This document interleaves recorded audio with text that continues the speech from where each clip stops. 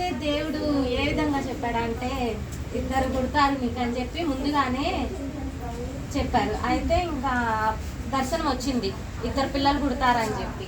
అయితే దేవ కడుపులో ఉన్నప్పుడు ఏంటంటే 2 అన్నారు కదా, మేమేంటి 2 నిజంగానే దర్శనం వచ్చింది కదా, మరి దేవుడు వాగ్దానం మరి నెరవేరాలి కదా అని చెప్పి మేము ఇంకా అట్లానే ఉండి దేవాన్ని చూపించుకుంటే ఒకళ్ళే అని చెప్పారు.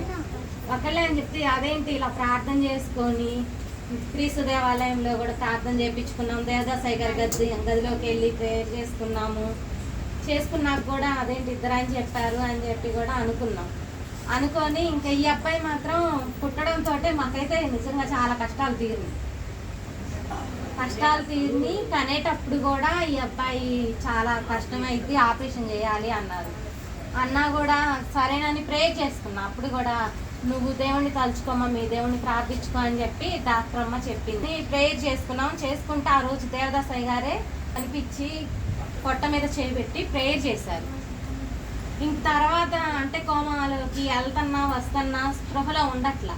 ఈ అబ్బాయిని కనేటప్పుడు కోమాలోకి వెళ్ళిపోతుంది, ఈ అమ్మాయికి ఆపరేషన్ చేయాలి అని చెప్పి అంటున్నారు. ఇంకా అందుకని చెప్పి ఇంకా తర్వాత ఇంకా దేవదాసాయి గారు వచ్చి అట్లాగా ప్రేయర్ చేశాక వెంటనే అంటే నర్సు అందరు బయటికి వెళ్ళిపోయారు. వెంటనే ఇంకా తల బయటకు వచ్చిందని చెప్పి అన్నారు. ఇంక ఈ అబ్బాయి వెంటనే ప్రేయర్ చేయడంతో దేవదాసాయి గారు వెంటనే ఇంక ఈ బాబు పుట్టాక మామూలు కనిపే అయింది. ఇంకా మాకైతే మాత్రం ఆర్థిక పరంగా అయినా కానీ ఆత్మీయ జీవిత పరంగా అయినా కానీ ఈ బాబు పుట్టాకే బాగా కలిసి వచ్చింది. దేవుడిచ్చిన శ్రేష్ఠ ఫలం అందరికీ